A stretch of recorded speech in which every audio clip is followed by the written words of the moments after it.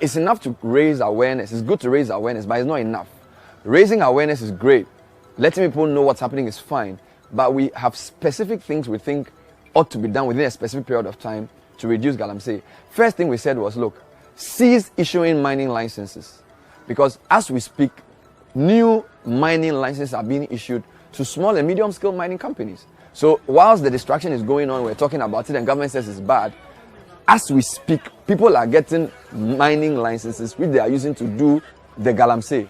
So we think the government should cease issuing mining licenses immediately. Number two, we can say that all mining activity should stop while we trace the full length of the problem. Because if you don't know the seriousness of the problem, your approach may be wrong. And while the problem is going on, you may not be able to measure something that's moving. It's a moving target. So stop all mining and decide to take an inventory of the distraction. Number three, our water bodies have been seriously affected. We need to give a certain moratorium to allow our rivers, the Ankobra, the Pra, the Densu, the Ofin, all these water bodies have been polluted. And these water bodies, incidentally, are a source of fish and also a source of drinking water. We need to give them at least a year. It may take decades to retrieve the natural ecology of these water bodies. Our lands, we did stories on cocoa farms which have dwindled in their output because their lands have been taken over by miners. We're saying we need to do a land reclamation project. As part of the solution to galamsey, we need to plant trees. We need to find a way of bringing maybe even manure on the lands. There has to be a way of reclaiming the land. It's not enough to stop galamsey in terms of just stopping the mining. You must get the land back. And then we also say that we must reclassify mining. Because right now you have people who have mining license for small-scale mining. And they go out there and bring huge machines to destroy the land. The intention of the law framers for small-scale mining is not what the people who are doing the small-scale mining are doing. So we must find a way of rethinking the legislation around galamsey as well. And we're asking people to join us. We know there are lots of coalitions being formed. People are sending out videos. Until we get angry about galamsey, it's not going to end. And until we physically get involved by putting our bodies on the line, it's not going to stop. Some of our reporters have gone to very dangerous places to do stories. We're going to escalate the leaflet and the...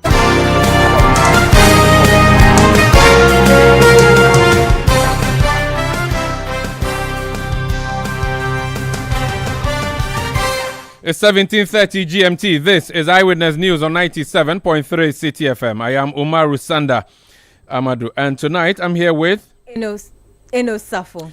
And coming up over the next 90 minutes. Government affirms its commitment to engage with stakeholders, including organized labor and the Ghana Employers Association, to bring an end to illegal mining in Ghana. Organized labor has therefore decided to suspend the internal strike action. Anticlimax as organized labor withdraws from its own threat to embark on a strike tomorrow over galamsey. The anger has now turned on the leadership of the unions. We don't care about what disorganized labor wants to do. We would be the conscience of Ghana. We would defend Ghanaians and we ensure that we defeat essential threat that confronts all of us. If disorganized labor would not want to do it, we will do it.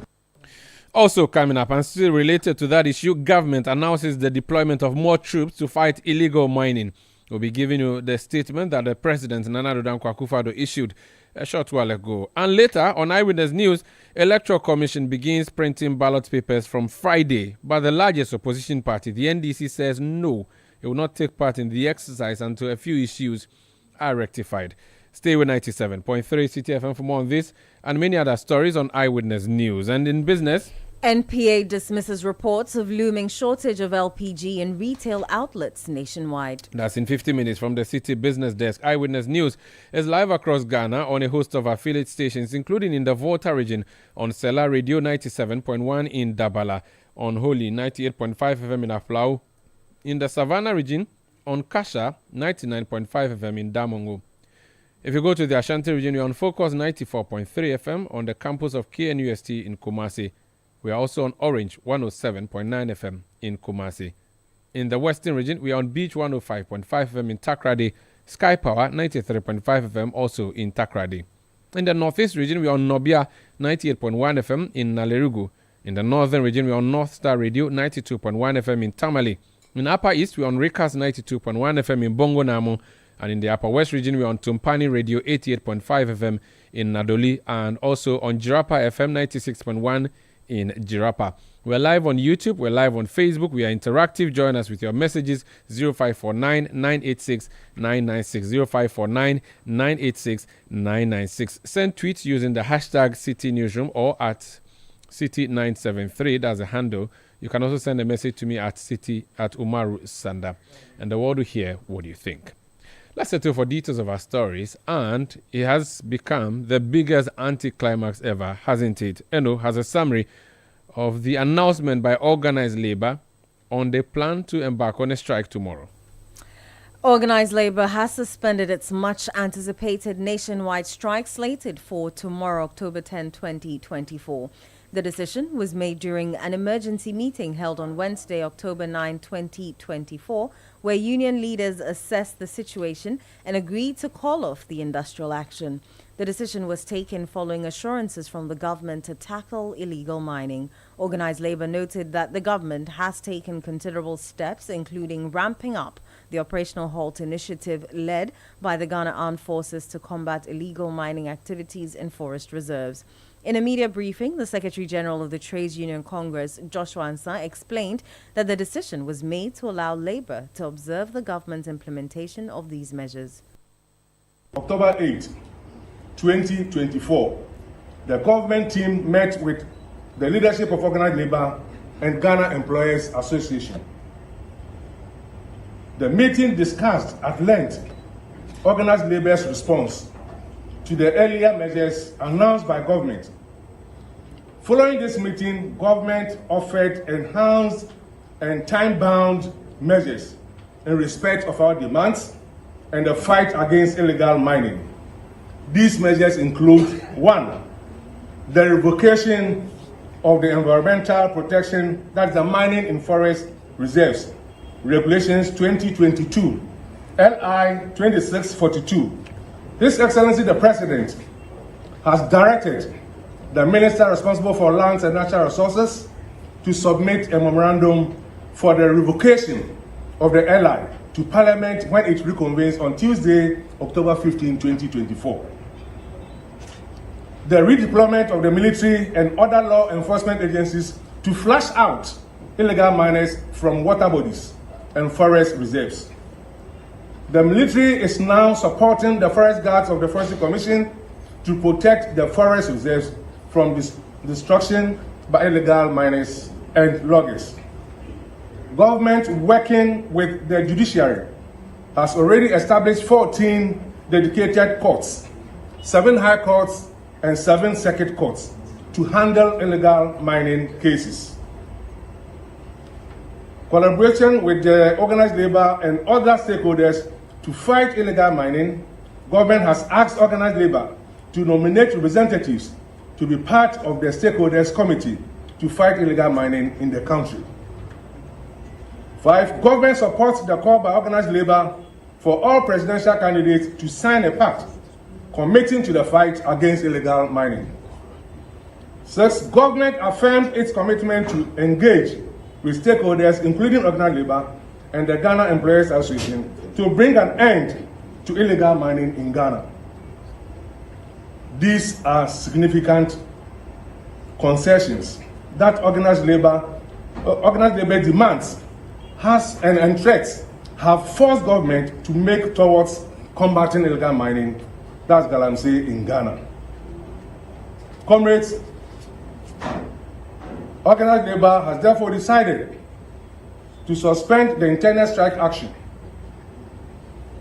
We are calling all workers to report for work on 10th of October 2024 and beyond.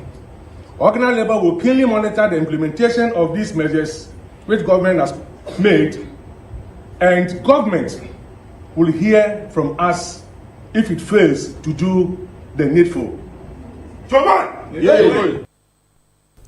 You heard the Secretary General of the Trades Union Congress, Joshua Ansah. This Eyewitness News on 97.3 City FM. Before we started the show, I brought you an insert, an angry voice. That voice is actually that of Professor Ransford Jampo. He's president of the Legon branch of UTAC. I want to go on the line and speak to him. Prof, you're welcome to Eyewitness News. Hi, Umaru. Thanks. You sounded very angry in that voice that I played a short while ago. The presupposition was that that's a voice immediately after this announcement. Can you share with us, because I've seen that you've also shared details of what transpired. For purpose of our audience who may not have seen that, what happened today? Well, Umaru, I'm very upset and annoyed and disappointed. Organized labor was going to leave according to or the call. There's a well-meaning Ghanaians that all others can fail, but we shouldn't fail. We met as organized labor on Monday, and we discussed the outcome of a meeting between government and some selected leaders of organized labor a week before, I think last Thursday or so.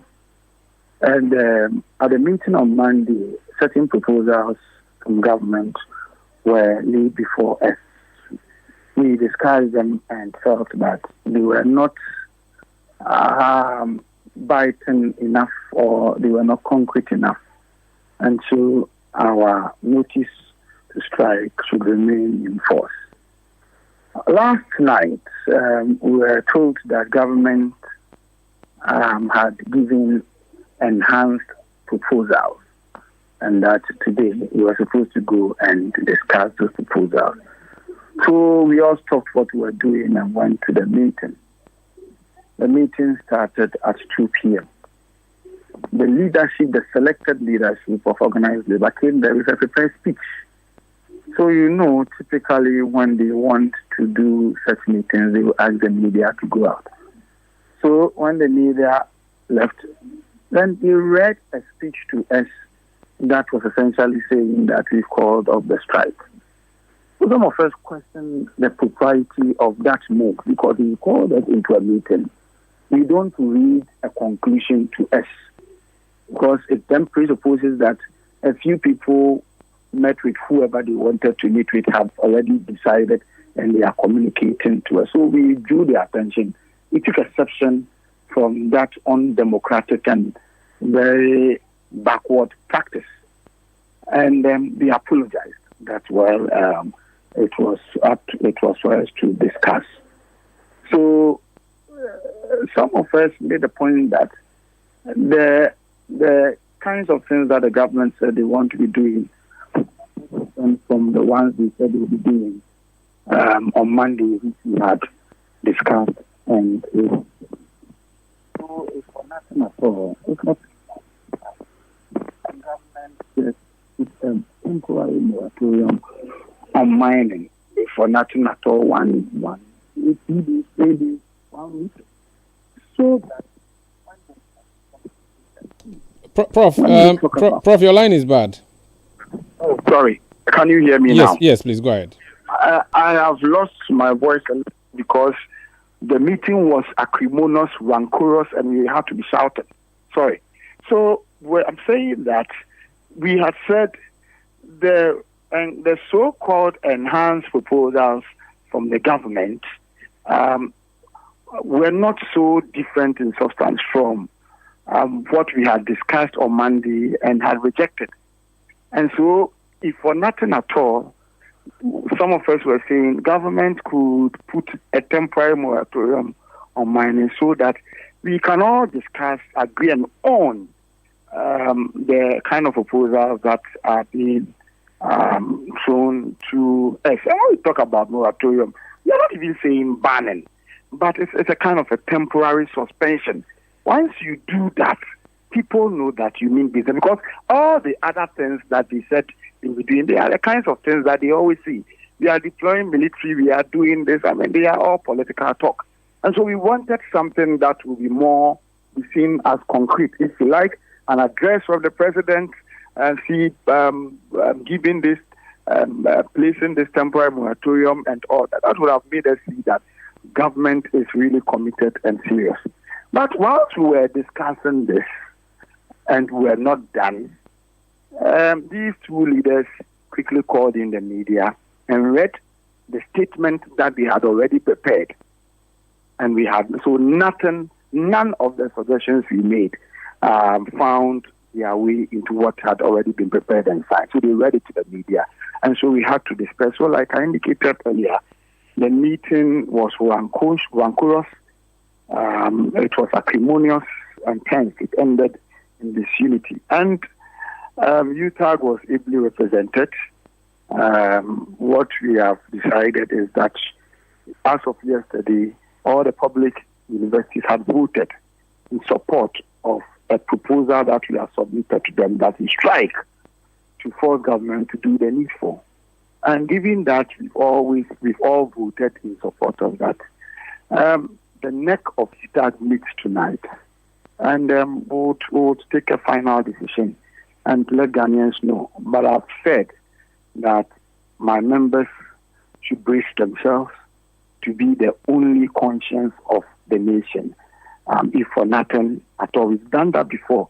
Only University of Ghana commenced a fight against the obnoxious and backward, antiquated public universities bill. We commenced, the entire UTAG joined, and were able to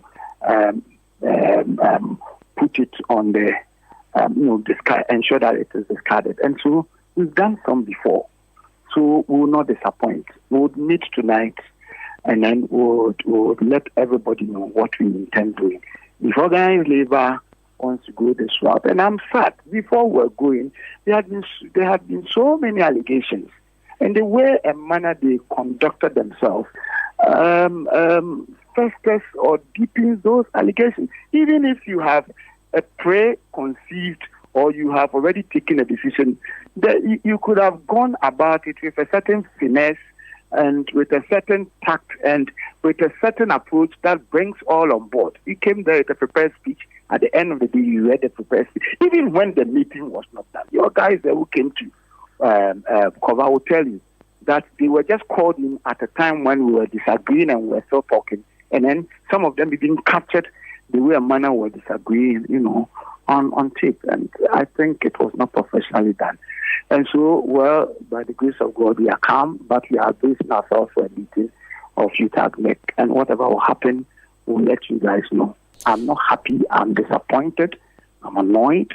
And I don't think that this is a way to go under the SMC regime. Now, people are easily referring, some of us, we thought into Ghanaian politics. And we know what the SMC government was doing to manipulate labor front. Now, people are simply asking the question, is then the government of the day not trying to manipulate labor front? Others are also saying that the opposition is giving money to labor to be doing whatever it is doing. But it's insulting because it creates an impression that we have no minds of our own. If the water bodies are now colored and we all can't drink, we need a politician to come and tell us to act. And so, well, I hear some of these allegations. I don't have evidence, and so I wouldn't put much premium on them. But the point is that what happened today was shameful. UTAG would not be part of it. Thank you.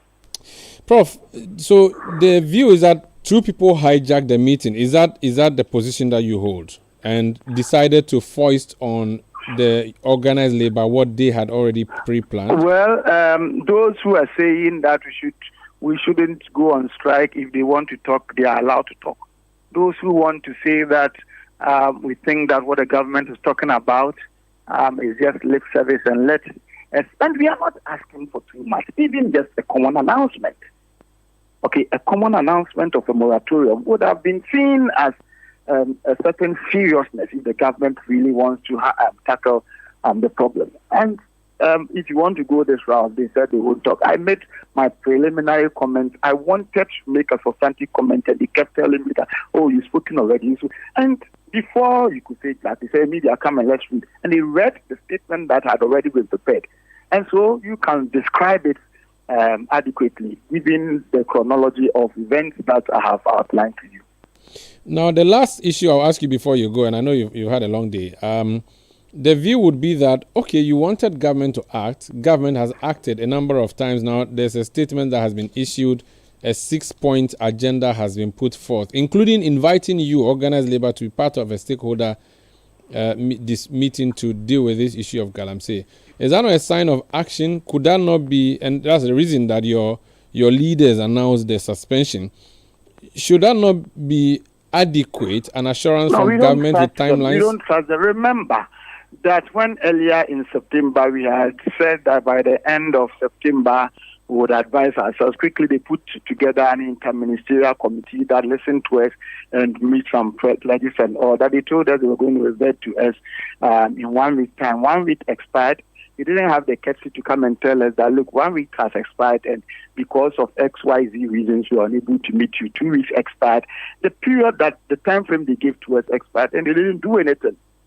And until then, the president himself invited the leadership after we had said that strike kicks in from 10th October.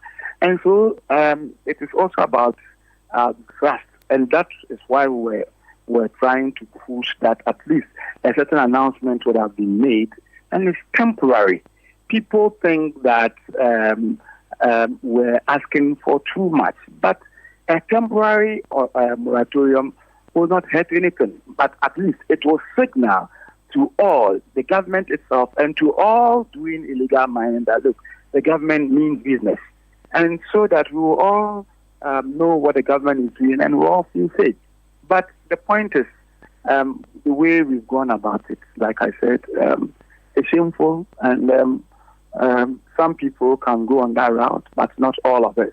For some of us, we would ensure that we do the right thing. And like I said, this wouldn't be the first time that UTAG would go on strike to fight for what is right. And even Eugene UTAG alone is more than willing and capable and competent to take this fight all by itself. And so, but we are going to work. We're going to be working together with our, with the university teacher unions across the country, because they have all voted anyway to support that we should go on industrial action. So tonight we'll put together all the groups and then we'll make a firm decision. And when that decision is taken, like I said, it will be communicated to all of you. Thank you so much for speaking to us, sir. It is my pleasure. That's Professor Ransford Jampo. He's president of the University of Ghana chapter of the University Teachers Association of Ghana. Clearly unhappy with the decision of organized labor to suspend an intended strike for tomorrow. He says UTAG UG would have a meeting tonight and the details will be communicated. So, based on what the UTAG Secretary General has said, if you're a public sector worker, a member of any of the unions that had earlier said you're going on strike on Thursday, that's tomorrow, please go to work according to him. We'll come back and hear from the presidency, which is the reason we're told that organized labor suspended a strike. Please stay with us. Eyewitness News. Be there as it happens. Hey, Auntie Essie and her replica. Long time. How may I help you? Auntie Amma, our course has gained admission to the university, but the money to pay for her fees is my headache now. Where am I going to get 2,000?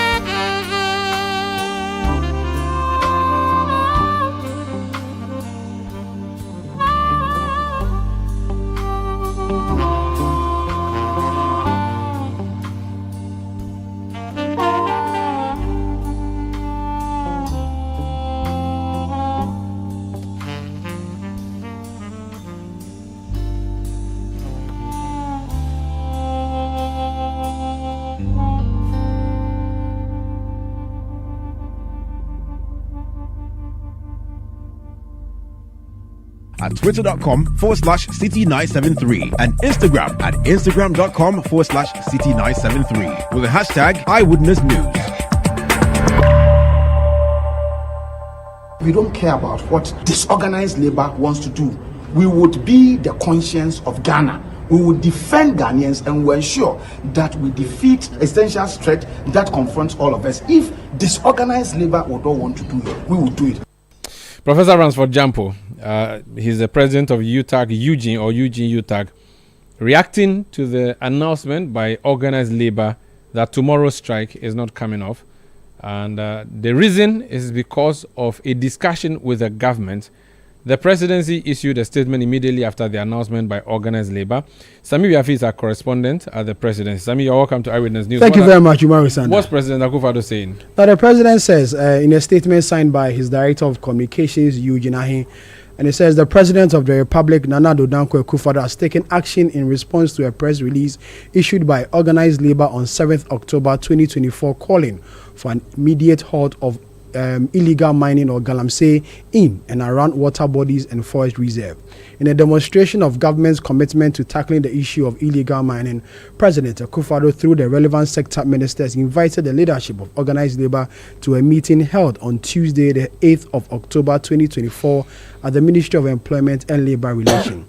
Following the meeting, the president has, in a letter dated the 9th of October 2024 and address to the leadership of organized labor, outlined the following measures to address their concern. Number 1, deployment of additional military personnel. The president has directed the Minister of Defense to deploy additional military forces to intensify the ongoing Operation HOT, which aims to curb illegal mining activity. The operation will be bolstered by the deployment of naval boats on polluted water bodies to ensure immediate cessation of all mining activities, legal or illegal, in and around these water bodies. 2, suspension of mining in forest reserve. The president has instructed the Ministry of Environment, Science and Technology and Innovation, along with the Environmental Protection Agency, EPA, to suspend the enforcement of the Environmental Protection Mining in Forest Reserve Regulation 2023 LI 2462 with immediate effect. Number 3, the surrendering of and prosecution of illegal mining cases. In a bid to enhance legal action against illegal mining activities, 4 dedicated courts have already been established. The president has further directed the Attorney General and Minister of Justice to work with the Chief Justice to increase the number of courts handling cases related to illegal mining. The final one, call for a national park act on illegal mining. The government has urged organized labor to encourage all presidential candidates and their political parties to sign a pact committing themselves in fighting illegal mining as part of their election pledges. In the light of these decisions or actions, government respectfully requested that organized labor suspend its planned strike action on the 10th of October 2024 and collaborate with government and other stakeholders to ensure the effective combat of galamsey menace. The president remains committed to end illegal mining and calls on all citizens, political leaders and stakeholders to unite in the critical national efforts. So that's a presidential statement, which is the basis for the organized labor's suspension of the strike. Lots of you are sending in your messages, many people angry with the decision of organized labor. Let me read some of them. Daniel Akpaliok sends a message from Sandema, and he says, how different are these proposals from the earlier ones made by the government? Organized labor has betrayed the trust of the entire Ghanaian citizenry and should bow their heads in shame. How can one believe that money has not changed hands in this matter? It's really sad. Hakimi Ashraf from Tamale says, the potency of organized labor to fight anything in the near future is gone forever. Another message that has come through Akapo Jr. and Hafomim, he says, some of us are highly disappointed in our leaders who kowtow to the whims and caprices of the government. What have they tangibly put on the ground to deserve a call-off? Another message, King Kweku George, sending this message from the UK, says, once again, the politicians have demonstrated their superiority over the citizens with their politics. Organized labor has missed a wonderful opportunity to send in a strong signal to the politicians that they cannot toil with Ghanaians. At least strike for a couple of days so the president knows that Ghanaians are serious. I'm so disappointed in my country, Ghana. It is finished. Kennedy Onipayede says organized labor is very disappointing. Politics is ruling the conscience of a lot of people in this country. It is very sad. Father Eski from Kenyasi Kumasi says the organized labor has now realized that their intended nationwide strike action earmarked for 10th October 2024 would be needless and fruitless exercise, hence called it off subsequently. That's wise move anyway. John Sadube from La says, I'm very disappointed in organized labor. Akufo-Addo and his government are just buying time because he lacks the moral authority to fight Galamsey. Seriously, Ghanaians are not angry enough.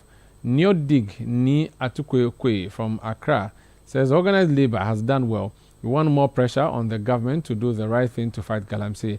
Galamsey and corruption has defeated Akufo-Addo and the economy has defeated Bawumia. The government has failed and should be voted out. Adam Mahmudu from Bolga says, how at all will organized labor allow the president to deceive them like this? Were they not in this country where he succeeded in deceiving his own MPs over the Kenoforiata issue? God save Ghana. And then Alhaji Haruna from Ashaiman says, why is Nana Akufo-Addo so difficult on this Galamsey issue?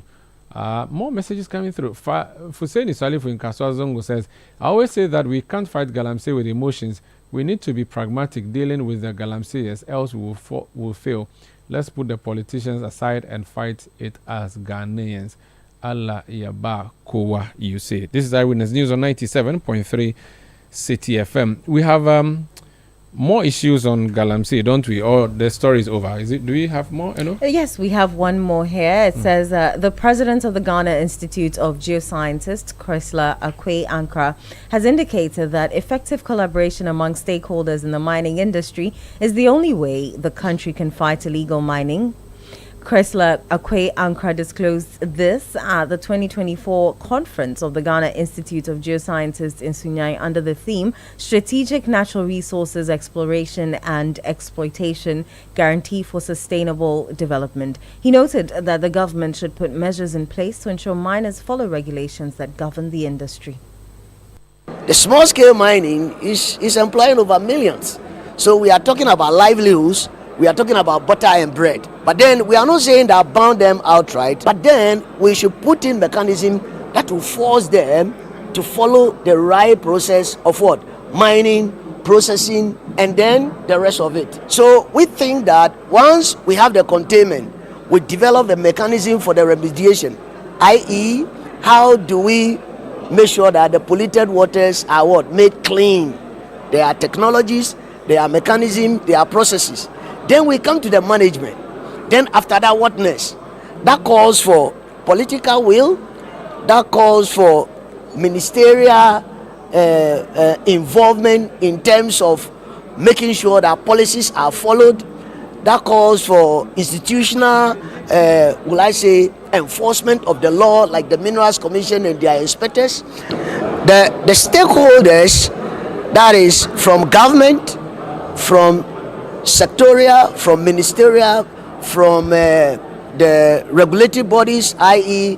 the Minerals Commission, the EPA, the Water Resources Commission, we should forge the same page, a common platform that we are not operating independently, but there is a cohesion among our practices, and that is the only sustainable way to make sure that mining is carried out responsibly.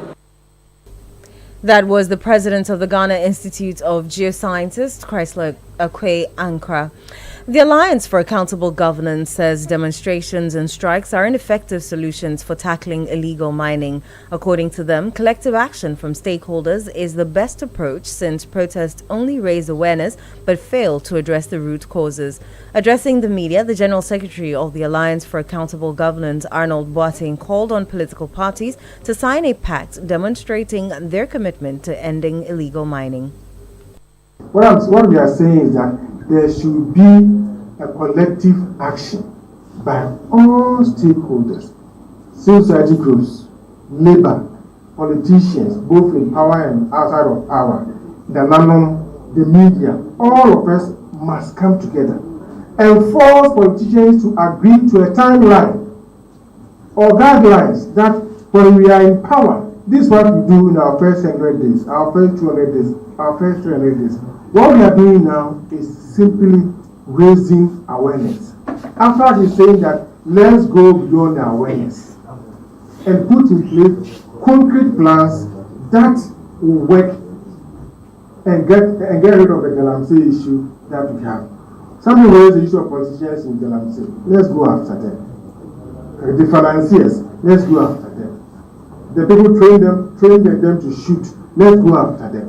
If you go after all these persons, and the media continues to highlight the issue for us, and politicians, NDC, MPP, are committed to a pact that will do ABCD. Whoever is in power will be compelled to implement the pact that we've asked them to sign. If we don't do that, and we say demonstrations and blah blah are the only issues, it will never work. Because demonstrations will come and go, the issue will be there. You heard the General Secretary of the Alliance for Accountable Governance, Arnold Boateng. Eyewitness News. Be there as it happens. Hey, Amma, so with all the skill you have in dressmaking and soap making, wouldn't it be a good idea to run a full-time business? Sure. In this economy with so many taxes, do you think this insensitive MPP government cares about your businesses? I better go. I don't want to be killed by taxes before my time. Why? You see the thing where I'm at the top. Charlie, small bets we are chop. Like you foresee the tax where government take put for the money top. Kwame is right. I can't even. We are calling all workers to report for work on 10th of October 20 Employers Association. October 8, 2024. The government team met with the leadership of Organized Labour and Ghana Employers Association. The meeting discussed at length Organized Labour's response to the earlier measures announced by government. Following this meeting, government offered enhanced and time-bound measures in respect of our demands and the fight against illegal mining. These measures include: 1, the revocation of the environmental protection, that's the mining in forest reserves, regulations 2022, LI 2642.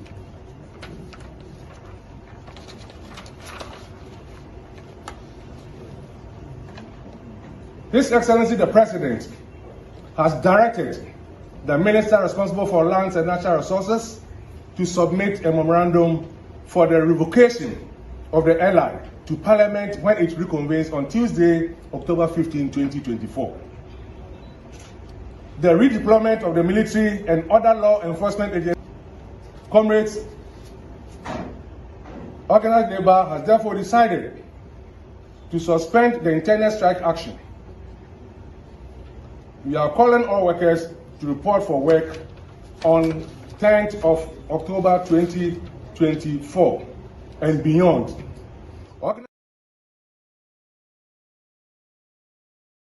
The meeting did not end. Then they just got up to read the statement that had been prepared already. Are we to see you type on strike tomorrow? Well, we are going to meet this evening. We have voted already. The 16 public universities have all voted unanimously and overwhelmingly to say that they want to go on an industrial action. And we don't care about what disorganized labor wants to do.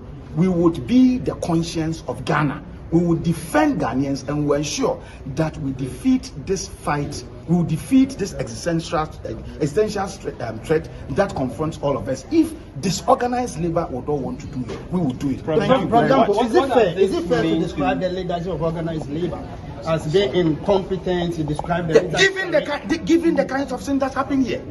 Okay, you do not call a meeting and then go with a prepared speech. Otherwise, prepared speech that are conclusive. The speech has its own conclusion. We had not spoken. We had not discussed. And then you came, and then when we had not even discussed it, so we are calling off the strike. On what basis? What was the basis? Means you sat in the comfort of your bedroom with the politician who manipulated you to come and read this to us. I mean, they have people they can manipulate, but not some of us. Thank you. I am upset. I do not want to cross the line. So let us do that. We have made it here. They do not want us to be organized. They do not want unity. And I'm saying that if they don't want to go on this tangent of fighting against this existential threat, UTAG, we will be the conscience of the nation who will fight and defeat this existential threat. Thank you very much. Thank you. Taken a blind eye to this for too long. And, you know, we talked about impact on health, sterility, the people are rich, the young men, but they don't have children. Because when they try to have children, instead of their sperm moving forward, they're swimming backwards. He wants to go to the Galamsey side and see what's up there. So what is this craziness? Yeah. You see, I don't know what it would take for us to wake up. I mean, Sashi water is now 60 for one. Yeah. The Galamsey man says he can afford. So when it's 2 cedis for one, when it's 5 cedis for one, because that is where we are going. We need to wake up. And I'm glad City has raised this issue again the way it is raised. But our chiefs need to sit up. When they are selling the land, they're on you every day. When they're spoiling the land, they're quiet. They say that the Galamseyers are armed. So they're afraid for their lives. How many bullets do they have? Are we not willing to die small for our country? And we're hoping that by the end of the month of April, people would...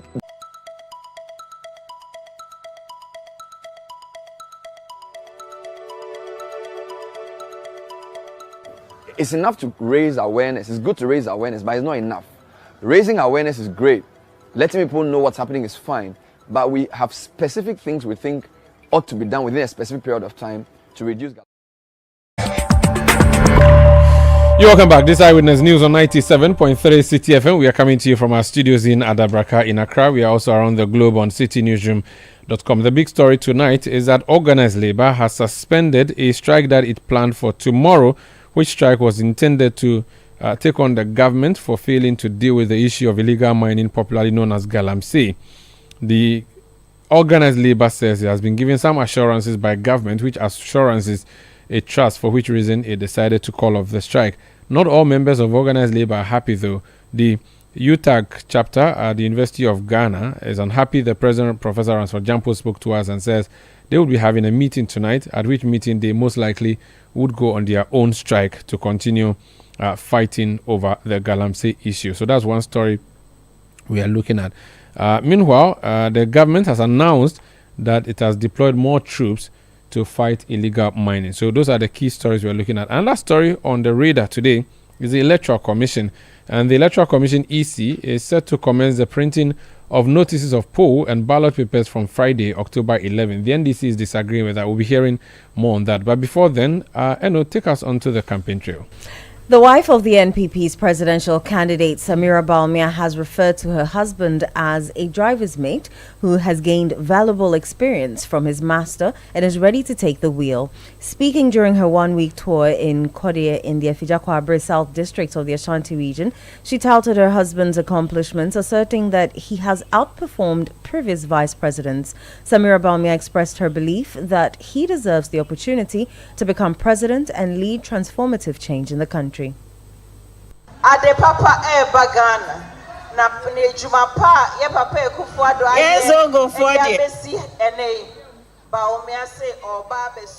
Dr. Bawumia and the NPP have ambitious plans for Ghana. As the successor to President Ekufuado, Dr. Bawumia will build upon all the significant initiatives implemented during his tenure. We urge you to hand him the steering wheel as the driver on December 7. Having served as a mate, he has gained valuable experience and is now ready to lead. While Ghana has seen several vice presidents, Dr. Bawumia stands out for his exceptional performance, particularly in delivering innovative digital solutions. Dr. Baumia Odemufwa, Ejuma Waya as Vice President, Yehu Bida. Samira Baumia also called on Zongo communities in the Ashanti region to support the New Patriotic Party in the upcoming general election. Yes, Zongo for the free teaching. Ura Zongo. As Zongo communities, we have often been told by the NDC that the NPP is not our party and it does not support Muslims. This narrative has led many in our communities to vote for the NDC, but it is simply untrue. The NPP does not discriminate. The NPP gave us our first Muslim vice president, and now the party has presented us with its first Muslim presidential candidate. Don't be misled by the NDC. Vote for Dr. Baumia and the NPP, as the party genuinely prioritizes our interests. Any the New Patriotic Party. I try your Odostronko. Yes, so December 7th. I see a trend Odostronko. That was the wife of the NPP's presidential candidate, Samira Baumia. Now, Member of Parliament for Mampong and Deputy Foreign Affairs Minister Kweku Amprachum Sapong has urged Ghanaians not to vote based on religion. Addressing stakeholders in his constituency during a campaign tour by the party's running mate, Dr. Matthew Opoku-Prempeh, Mr. Amprachum asked Christians particularly to reject attempts to use Dr. Baumia's religion as a campaign against him. Mr. Amprachum noted that such acts threaten the peace of the country. Kakra America they say enkrofo no beba mo ho ebe try so beba be say mo adwe say we ba umia wo ye kremoni ye man ye Kristo man me pa mo chao me sremu say we ye kremu so we ye hwan Dr. Baumia no ye Methodist pa for so many years the Christian values no e wonu mu. My fellow Christians, some people will attempt convincing you to vote against Dr. Baumia because of his religion. Heed not. Dr. Baumia used to be a Christian and he understands Christianity. Moreover, Christians and Muslims have always coexisted peacefully. Let's not disturb that.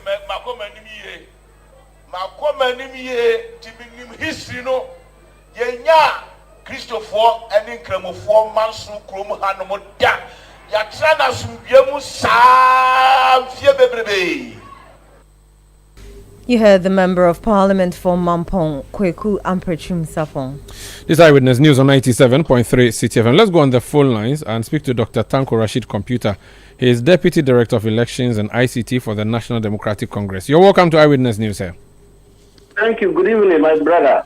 Good evening to you. The Electoral Commission has issued a statement. It says from Friday it will start printing the notices of poll and ballot papers. It said it will be printing at various printing houses, including Sec Print Limited, which is at New Achimota, Act Commercials, which is at Odoko, Ghana Publishing Company, which is a state company, Accra Central, Back Press, which is at Ofanko, InnoLink Limited, which is at the North Industrial Area, Front Start Limited, which is in South Industrial Area, and Checkpoint Limited, which is based in the South Industrial Area, as well as Yasako Company Limited, based in Latebi Okoshi. This was a statement issued and signed by Deputy Chairperson of the EC, Samuel Tete. You say you're not going to take part. Why? Apologies, that doesn't sound like Dr. Tanko. We lost him. We'll try to re-establish connection with Dr. Rashid Tanko. Meanwhile, let me go back to your messages that you've been sending through. Daniel says, I will not have any form of respect for organized labor again. Della in Medina says, disorganized labor front broke in with pregnant envelopes. Ghana is finished. Wallahi. This one says, good call from labor unions. The Galamsey fight is not about going on strike. It's about a firm collective collaboration of well-meaning Ghanaians. Adolf in Newkbarry says, Umaru, I don't think organized labor has deceived us. They have rather been pragmatic and made the president to act while ensuring that the economy is not destroyed by a nationwide strike. Let me go back to Dr. Rashid Tanko of the NDC. Doc, so I've just listed the companies that the EC announces would be printing the ballots from Friday. What's your difficulty with that? Yeah, very well. Sandra, let me say once again, good evening to you and your cherished listeners. We have difficulties over the letter because as we speak now, we don't have a register. The Electoral Commission indicated they were giving us a revised provisional register. But as we speak now, they don't have it. They haven't given us. They have not also given us ballot statistics. Ballot statistics will emanate from the code book, voters' code book of the register. We don't have that. They themselves have not provided it. How come we are going ahead to print ballot papers? On which figures are they going to use to print the ballot papers?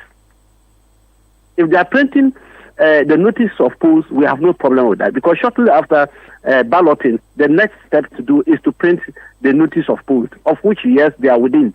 But ballot papers, you will need ballot statistics, you will need the voter code of each register, and then you need to know the number of each district or constituencies, how many they are going to print, plus the 5%. And that is the statistics. We don't have that. And all of a sudden, you said you want to print ballot papers. What is the precedent? How do these things usually happen in the past?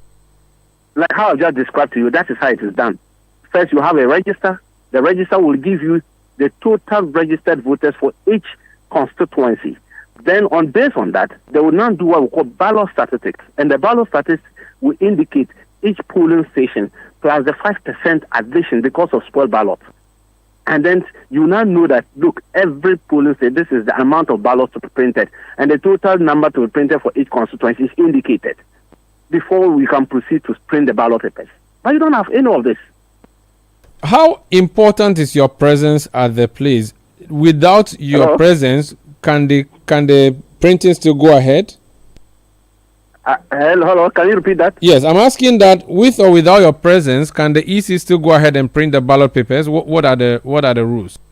They cannot do that. We always have to have the presence of political parties representation at each of the preparation of the plates and the printing of the ballot papers. We are involved. It's part of our mandate, and it's in the CI 127. So what next? Yes, we have written back to them, indicating our position on that. Although tomorrow we have a meeting with them at 11 to discuss some of the processes, but we have already indicated to them, our General Secretary has signed a letter, and we will send a letter to them this afternoon that, look, you cannot proceed with the printing of the ballot papers if we don't have the statistics and then the voter code books of each of the regions. We will not accept that kind of thing. But if they want to go ahead with the printing of the notices of polls, we have no difficulties with that. Thank you for speaking to us, sir. Thank you, too. That's Dr. Rashid Tanko. He's Deputy Director of Elections and ICT with the National Democratic Congress. This Eyewitness News on 97.3 City FM. Up next is Business News. And on Point Blank, my guest is a Municipal Chief Executive for Lejokuku. That's a municipality that has Teshi and other areas. If you live there, please send me a message, 0549 986 996. What are the key issues affecting you? 0549 986 996. Your MCE for Teshi, La Scala, all those areas, Tribleau and Teshi Mami and Teshi Zongo and all those places. Your MCE or your mayor is on Point Blank tonight. Please send me your messages on what the key issues affecting you are, so I share them with him and ask him to respond. Stay with us. Let your voice be heard on Eyewitness News on Facebook at facebook.com/City97.3, Twitter at twitter.com/City973, and Instagram at instagram.com/City973 with the hashtag Eyewitness News. Get the details. Every significant financial transaction, every market movement, and all the policies that affect your business. City Business News. Be informed. Time now for business news on Eyewitness News. My name is Inusa for the details of our stories. The National Petroleum Authority has dismissed reports of a possible nationwide shortage of LPG in the coming days. The authority explains that it is only the western region which is currently experiencing a temporary supply disruption due to ongoing maintenance works at the Atuabo gas plant. Speaking to City Business News, the head of communications at the NPA, Mohammed Abdul Kudus, assured stakeholders that measures are being implemented to resolve this situation. He further confirmed that the Atuabo gas plant is scheduled to resume full operations next week to restore supply to affected areas. As we speak, and our Lacan and schedule of this combination, we are not expecting a shortage at all. What is happening currently is the western area around Takoradi, and that is largely because the production of the trouble has gone down, and we are expecting a ramping up and full production by next week. So there is a certain artificial shortage of the product in the western region. Right now what we're doing is that even though our law does not allow cross-zonalization. Cross-zonalization means that there are designated points that the trucks are supposed to go and load the product from. And so you are not supposed to cross zones. We zone them. And so you are not supposed to cross zone and pick. And because there is a depot in the Western Enclave, you are not supposed to come to Accra or Tema to come and pick product. But because of the peculiarity of this particular incident, we've actually given an exemption, okay, for trucks to load the product from Tema and send it to the Western region area as we wait for a full production by Atrabo. That was the head of communication at the NPA, Mohammed Abdul Kudus. Now, Newmont Corporation has announced the sale of its Achim operation in Ghana to Chinese firm Zijin Mining Group Company Limited. The sale is under a definitive agreement for cash consideration of up to $1 billion. This arrangement is part of Newmont's ongoing program to divest non-core assets as the company makes a strategic shift to focus on its Tier 1 assets. Here's what to know about the deal. Under the terms of the agreement, Newmont is expected to receive cash consideration of $900 million upon closing, and a further $100 million is expected to be received upon the satisfaction of certain conditions.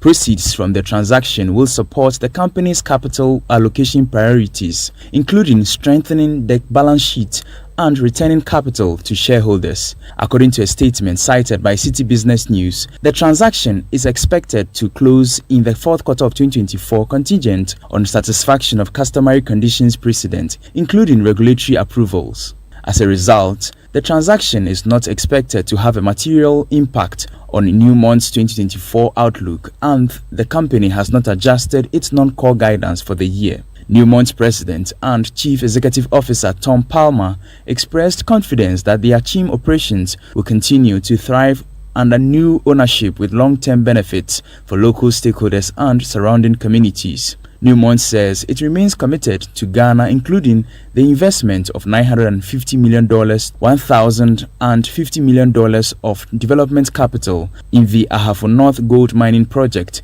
in the Afo region of Ghana. Daniel Odur-Mensah with that report on Newmont Corporation's announcement of a sale to Zijin Mining Group Company Limited.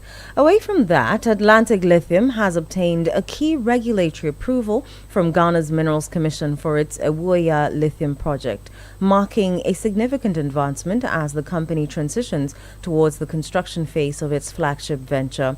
The lithium exploration firm highlights that apart from the pending parliamentary ratification of the Ewoyaa mining lease, which has faced delays in Ghana's parliament, the permit represents the final regulatory milestone before commencing the development of the lithium mine and processing facility in the central region. Already, the firm has expressed optimism that Parliament will fast-track the ratification process when it resumes next week. The State's Interest and Governance Authority is making a strong case for a thorough assessment of persons being employed or promoted to directorship positions. This is to ensure that such individuals play their critical roles in corporate governance, all in a bid to minimize losses recorded by public entities. John Boadu is the Director General of SIGA. Directors occupy a very important space in the governance architecture. And with the work that they do, they are expected to do, I personally think that whether we move forward as a country or not depends on how directors direct, working with their chairman in particular, direct management to ensure that they are planning, their work plan, their boards that are expected to work within agreed time, and they are accountable to the mandate for which they were established. In other jurisdictions, they have a list of all citizens of the country and even sometimes non-citizens of the country who want to be directors of public entities. And they'll go through rigorous process of ensuring that they understand what it means to be what they want to do. John Boadu is the Director General of the State's Interest and Governance Authority. Before I go, government says it is on course to train 1 million digital entrepreneurs through the digital hubs it will be constructing across the country. These hubs serve as innovative spaces for young Ghanaian technology entrepreneurs to interact, collaborate, start up and build sustainable technology-based businesses. Speaking after inspecting ongoing construction works of the Digital Youth Hub at the University of Ghana, Vice President Mahamudu Bawumia said the University of Ghana project will be commissioned in December, after which it will be replicated on other campuses. Here, I see it as the start, and therefore I want to see that the Minister of Finance, as a part of the Ghana Cares program, would also provide resources for these hubs to be built in other universities, right? So that we are not just doing this in the University of Ghana alone. So I want you to go on and let's move on to do one at KNUST, UCC, UDS. To start, these 3 should be added, and then we will add others as we go, because we will need to train more. We want to train 1 million youth in digital skills. 1 million youth. It's not a task that cannot be done. It is possible, and we are going to do it. And these hubs will give us good places to do a lot of training of the youth here. So I'm very impressed. I'm most excited about the opportunities and possibilities as we look forward to going. And it's really good for Ghana, because we're going to really position ourselves well within the continent. Because we have stated clearly we want to be the digital hub of Africa. And if we want to be the digital hub of Africa, these are the investments. You heard Vice President Dr. Mahamudu Bawumia. And that's all for business on Eyewitness News. My name is Inu Safo. Up next is Point Blank.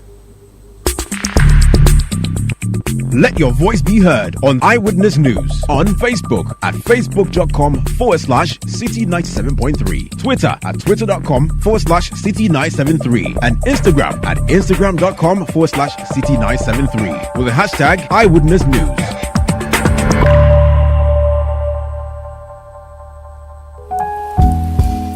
Just like my mother taught me, I'm teaching you too.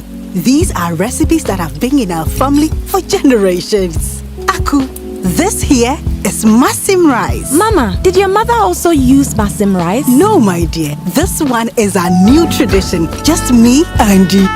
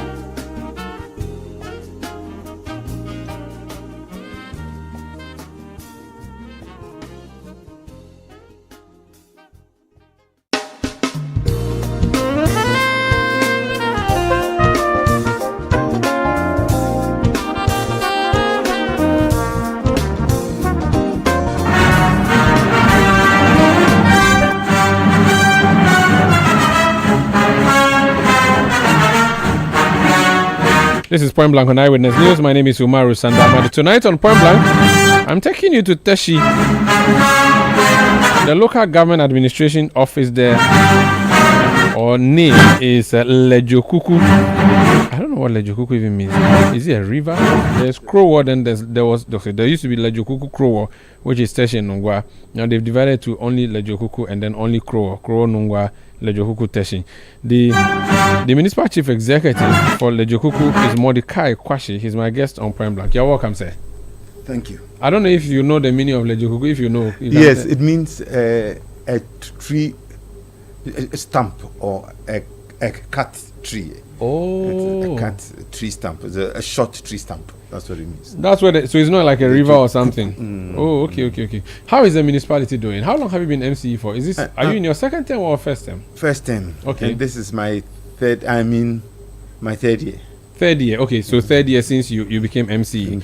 What would you say have been your major success since you became MCE? Oh, roads. Quite frankly, yes, we've done a lot. Our roads were in a bad shape, and we've resurfaced them. We've done a lot. Which roads have you resurfaced? Roads. Let's say first the Century Road from First Junction that has been resurfaced. Also, the Lekma Road from Ajoman Runabout to Lekma Hospital that has also been resurfaced. King Kote Street has been resurfaced all the way from its Yomo Space is the junction with the Yomo Space all the way through to Manfi. It's been done. Martin Otsoa Street has been done right through to the end. Coffee Street has been done right through to the end. As we speak, we are working on Volta Street. We've also done the road, the Lekma or assembly, the road to the assembly. And we've done a lot of those roads. I was actually going to ask you about the Lekma Road, the one that Atamils started. Was it Atamils who started or Kufuor? No, Kufuor started. It was in a very bad shape in a long time. Yes. Do we have a dual carriage from end to end, from the beach road to the Spinters Road? Yes, it's been connected. Yes, connected. Both dual. Both. There's a place where you have some high hill. I don't know. There's a bridge. What is Agbeza? It's a bridge for the trains or what? Yes, it used to be but it's funny. It looks like a hump of a cow. But now people are kind of used to it now. It's what about that dual carriage that you have, which is parallel to the Spintex Road? Well, because what's the use of that road? Because I don't see people using it. But it looks good. Yes, it's a big road. It's a four. Yes. What is it for? The left part of it serves the industrial area, and the right part serves the residential area of East Airport. Okay. And it's mainly a link that comes right through. That links Spinters Road through that one to the Link Road. It actually goes across the Link Road. Okay. Okay. Now, why don't you divert traffic onto that road? Because that road is free when the Spinters Road is choked. Why don't you divert traffic on that? Oh, now there's a lot. I think many people don't know the road, and also there are not that many outlets. That road doesn't actually open onto many outlets. It actually passes behind a number of outlets. So although there are houses, was it a government road? Because if it's a government road, why would we do a dual carriageway which leads nowhere? Oh, it doesn't lead nowhere. It goes all the way through. Oh, it's a very, very major road. But that's what I'm asking. Why don't you link traffic or connect traffic onto it? You're saying that traffic. When you say connect traffic, what did you mean? What I mean is that when the traffic is choked or there's heavy gridlock on the Spinter Road, you should be able to divert cars to come and use there to ease the traffic. But that all the time. It does? It does. All the time. Okay. Someone has sent me a message. He says I should ask you about Opoegono roads. That one is Chaka. Yes. In fact, the person, let me just read directly for you. He said, ask him for me, when are they completing the inner roads around Opoegono to Mane Junction? What do you say to that? Oh, I mean, I can't. In fact, someone has added Okwegono inner roads. They said that one is. Immediately, we're going to do some work on some of the routes there with our drip equipment. But there's a major central government project also running right through. But clearly, yes, that area is one where we have a lot of work to do in the road network itself, and then the surfacing of the roads too. The issue about another message that someone has sent. It says, I don't think I can. Okay. The person is making an allegation that the president's daughter lives around the road that I'm talking about, and that's why it was fixed. Can you respond to that?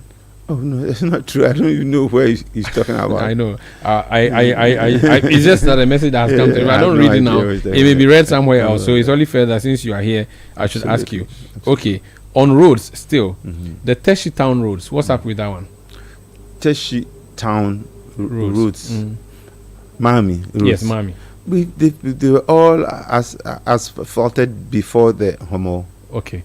What about the main Labadi or La to Nungwa road? You have dualized the beach road. Yes. However, so I used it I think recently. You have these islands in the middle, which is like the curbs. There's no indication, nothing. I nearly crashed into one in the night. Yes. What's happening? If you're not done, at least put some reflectors or something. Yes, I think we will do that. The project is not, as you've rightly spotted, it's not concluded. They are working on it. But sometime last year we actually put some reflectors at certain parts of the thing. But it is you make a good point. It's time to take another look at doing that. First Junction, you know that area. Yes, First Junction. Yes. Between Estate and First Junction, there's a bridge that has been under construction forever. What's happening? Between Estate, I don't know if it's A Life or First Junction, one of them. A Life and First Junction. There's a bridge. Yes, that is under. Oh, I mean, yes, it's about a year old. We took it. That was one of the bridges we had to remove to make for us as a flood mitigation measure. So that bridge was actually taken down in order to expand the waterways and allow. There were two of them. One has been done; it's finished now. The other one we will give it out soon. The one in particular that they are talking about, we will give it out on contract soon, very soon. Okay. Someone wants, and this is a landlord who says that the issue of their leases, you have come to renegotiate their lease or terminate their leases in a way, and asking them to pay exorbitant prices for their land. Do you have information on that? Yes, I do. This is the. Don't collect their land from them. No, this is State Housing Corporation. Yes. The leases on all the properties in Teshinunga Estate proper, they all expire in about 3 or 4 years. So they're all expiring. So what is required is for the owners to contact State Housing and renegotiate or to negotiate an extension, a lease extension. What the residents have done is that they've come together as a group and are trying to engage State Housing. And I am arranging a forum between State Housing and them and the Assembly where we can bring out all the issues and make sure that. So are you asking them to pay plenty money again? No, that has nothing to do with us. It is with State Housing. But you are the Assembly, you should be able to stand for your people. Yes, but the property is for State Housing. Okay, so they are the ones who can deal with it. Can negotiate with it, yes. Okay. Yes. Another issue. So Lejokuku has Teshi, but you also have Manet and all those plenty estates. Yes, and yet you also have slums, squatters in your municipality. Yes. What is the plan with that? Kiosk estates. In fact, I went to report on kiosk estate on the Spintex Road. So you're on the Spintex Road, it looks very beautiful. When you branch up, there's a whole wall of kiosks and there's a whole community. Yes. The kiosk, there's no easy answer. It is something that has to be done and would have major social costs. The thing is, we are waiting. Usually if you do that without using the land instantly, all the effort tends to be wasted, because over time either you spend a lot of time and effort warding off new squatters and so on, or they slowly come back. But there's a plan to remove all of them, but that is when the where they occupy is actually a road. There's a road plant there. When it's time for the road, we will remove them. So for now, the kiosk estate remains. Oh, it remains. But if you remove them, where will you send them to? That's another issue. Another issue, which is why it's a big issue. That kiosk estate is huge, huge, and the social implications of evicting them, will be quite significant. So you may most likely not touch them for now. For now, yes. Okay. Yes. Someone has sent a message. The inner bridges at A-Life, which we've talked about already, Busy Mouth area.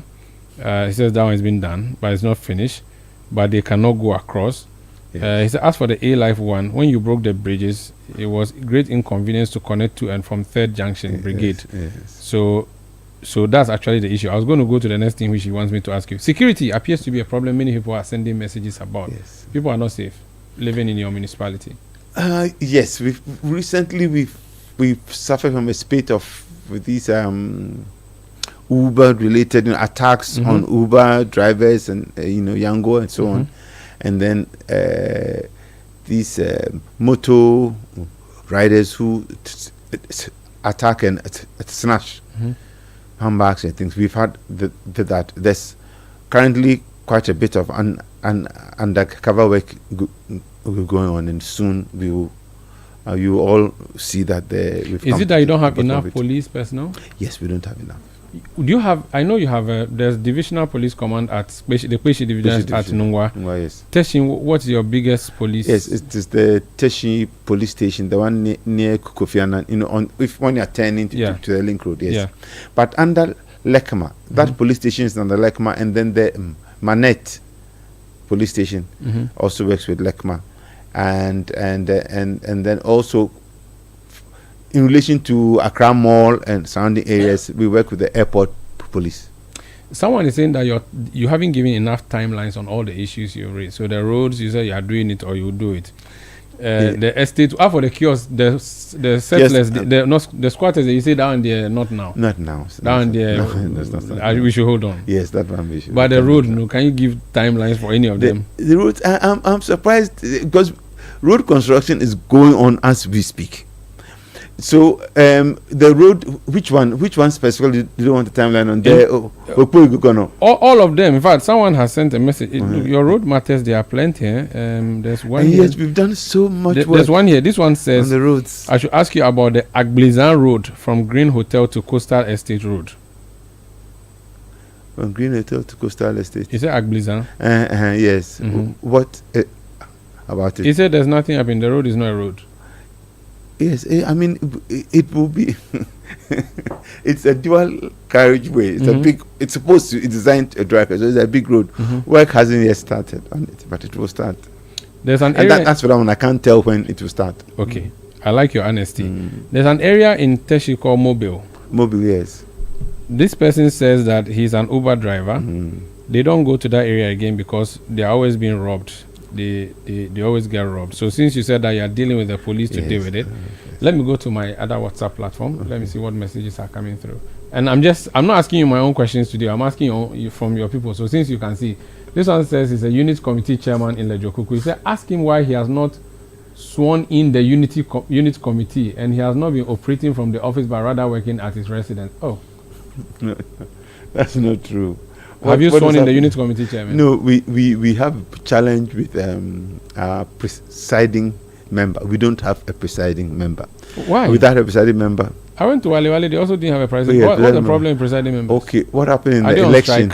No, in the election, these assembly elections are supposed to be non-partisan. So the members associated with NDC were 11 and MPP 1. Oh, so means your assembly there, you are done. So the issue of having the presiding member became contentious. Because you are the MPP, you don't want to put an NDC presiding member there. Well, yes, we would prefer not to. But whatever I like your honesty. I like your honesty, but you have to be careful. Why? You shouldn't even be answering this question.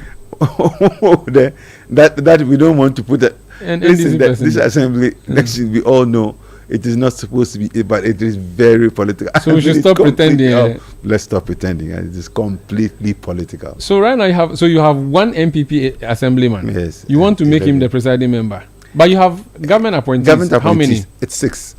And so in total you have 7 MPP, 11 NDC. NDC, yes. So but we need to get presiding member. You need 2/3. And 2/3 will be out of 2/3 will be. We are 18 plus myself 19. Okay. But you and your MP who is non-voting. Non-voting, but I will vote. So the NDC people say they don't agree today or they don't agree tomorrow. Well, the meetings we've had, we had meetings to try to resolve that, and we couldn't achieve any conclusion. But now I have hints. Oh yeah, I've gone. Of course, I've gone to their homes and I've spoken to them. They said don't listen. No. Yes, at that time they said no, but now that the signals I'm picking up is that they are prepared to do that. So but that has nothing to do with the unit committee. The man says unit committee chairman. Without the presiding member, the assembly, you can't sit in that assembly. To swear in unit committee members, you need a presiding member. He said that you are not swearing in unit committee members. Yes, but that is the thing. Because we haven't done the assembly, we don't have the committees, and so we can't do anything. Assembly all through the committees, so FNA committee, it is those committees. So right now you're handcuffed. Yes. So how are you running the assembly if you don't have an assembly? We are ruling. Yes. So you can run administratively, and we have written to the local government ministry for doing the dispensation. So but we are not. The president sent you to Teshi to represent him. You should be able to get this done. If you haven't been able to do this simple thing of electing a president, the president should fire you. No, it means you are incompetent at getting even a presiding member to run your assembly. Yes, but it is which is the reason your district is or your municipality is lagging behind. We are not lagging behind in anything. You have so many issues that people are mentioning. Oh no, these issues really. I am a bit surprised. Lejuku is one of the constituencies where we have the best road networks. We've been doing roads, asphalting continuously for over 1 year. Let me read other messages. Please ask why he always stops. In fact, they say you are working from your house instead of working in the office. Why? Well, no, I work from both my house and partly because it is campaign time. I work from both my house and my office. I do what I need to do in the office, and sometimes I work also. I hope we didn't renovate your house for you for that purpose. No, this is my own house. Personal house. So you've not set up an office for you in your home to work from? No. As a state, that's what I mean. No. We'll come and investigate. Please ask him why he always stops the MP from developing the affected road when the MP decided to work with his own machine. Why? Is this? I'm sure some my opponents are really working their thumbs into a frenzy. But is it not true? No, it's not true. It's not true. They say the MP wants to bring his own machine to come and do the road. You said he won't do it. I mean, just think about it. How can an MC say that the MP we need roads, we need roads, we need so much? Then somebody says he's coming to do it. I mean, how can any, in fact, not even MC, any conscionable person say no? You won't agree. So it's not true. It's completely untrue. Joshua is sending this message from Teshi. He said, please ask the MC what his outfit is doing to ease traffic on the beach road from the Behe to Mobile, as it takes close to an hour to move from Labadi to Teshi at night when it should be less than 10. In fact, this one, I was living in Nungwa in 2008. Mobile, there's always a problem. When it rains, it's a valley, it's a river. And when it's not raining to traffic, why? What's the problem? Is there a God there? Because now they even dualize it, but still traffic. Or is it trotro people? Yes, we've dualized it, but that part, because there was a lot of sewage work and underground pipes that had to be done. So that's the last bit. So that part is not quite. I think I know why. The reason is that the trotro people stop in the middle of the road, and you have city guards, but they don't go and stop them. They go and chase other things instead. Oh, the trotros, yes, that's partly there's So you agree? But yes, that's And you there's also, quite a bit if of you agree that the trotros are the cause, indiscipline. you also agree that it's your city, your assembly is not doing the work. Which no, nothing to do with You the have a assembly. task force. You can go and send them to move the people there. You're not doing it.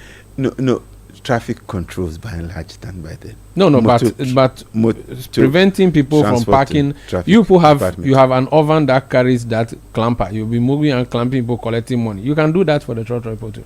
Yes, we actually have a clamping, very efficient clamping. So why service. is there a problem there? No, it is in. Can you look at me and assure me that from tomorrow there will be no traffic at Mobile? Oh, I can't assure you can't do that. I can't do that. I like can't your assure you honesty that. again. Another question. Oklahoma from Teshi Malik. He says, good evening, please. We don't have water for the past 3 weeks. Madam Master, you have a desalination plant that John Mahama left for you in your place, and you don't have water for your people. Why? No. Honestly, Teshi Malik, I'm not aware that we have had this problem for 3 weeks. I'm hearing this for the first time. What is? I live on Ajoma. You want to read the question yourself? Okay. Kofi, he says, I live at Ajoman Greater Estate. Our main problem is the drainage system in Lejukuku. I don't understand what it means. It means that the gutters are either choked or they are not covered or they are not even done. Yes, that is it. There are many areas where we need drains. We've put in a lot of drains, but there's still a demand for more. Let me take the last message from your betrayer in chief. Judas Iscariot is his name, from Teshi Tribleu.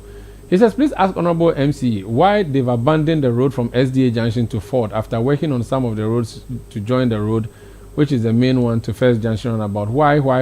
Is it politically influenced? No, it's not. So why? There's not.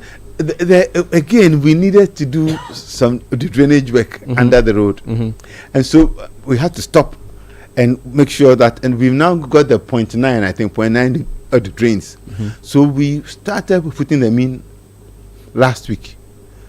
So as soon as those ones are done, we will continue the work and ensure that we go to Ford School and come and join the Century Road. Finally, flooding when it rains in the estates. Yes. What can you do about that, or what are you doing about that? Oh, we have. I mentioned earlier that we had to even take out a bridge in order to, to mitigate floods. The problem of flooding in the estate is a big one. It's a big one, multifaceted.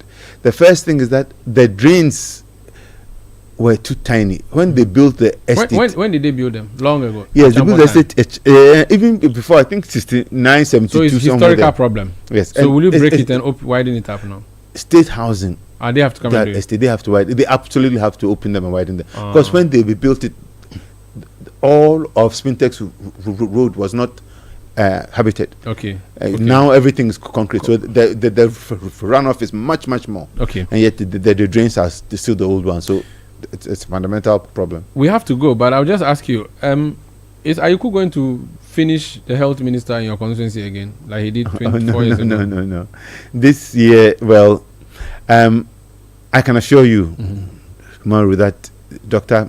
Bernard Okoboy is going to be the next member of Parliament. The Sankofa will happen, you think? It will happen for sure. They removed him the last time, like cassava. Yes, but you Ayuku did import. But people must understand this. It is because it is a testimony to the character of the man, Dr. Okoboy, that in the midst of the COVID thing, he still prioritized human life over his personal political ambition, and therefore forbade them from celebrating the Homo. And that's why they voted against him. And that is mainly why they voted because against they say Homo, why Homo? He said that. Yes. So but now there's a clamor for him to come back because he's been he's done so much. Are you part of the Dr. Baumia campaign nationally? Yes, we are all part. Every MC is part. Is he winning? Clearly, he's going to win the election. Sure. You see, let me say. Tashi is Lejukuku is a big constituency. Your population is huge, and you are a key constituency in this region. Yes. Dr. Baumia will win the election. It's a reason why he win the election. He has the solution. Bold to solutions. Ghana's economic situation clearly. Better economy, Not yes, but Umaru, honestly, you cannot do any honest intellectual appraisal of this economy without taking into consideration COVID-19 and Russia economy. These are two huge black swan events happening once in 100 years. No government in recent history has had to operate under the kind of environment that we've had to operate under. And even in spite of all of that, we've achieved a lot more. But what makes what makes us confident Dr. Bawumia win is that he has solutions for tomorrow, clear-cut plans.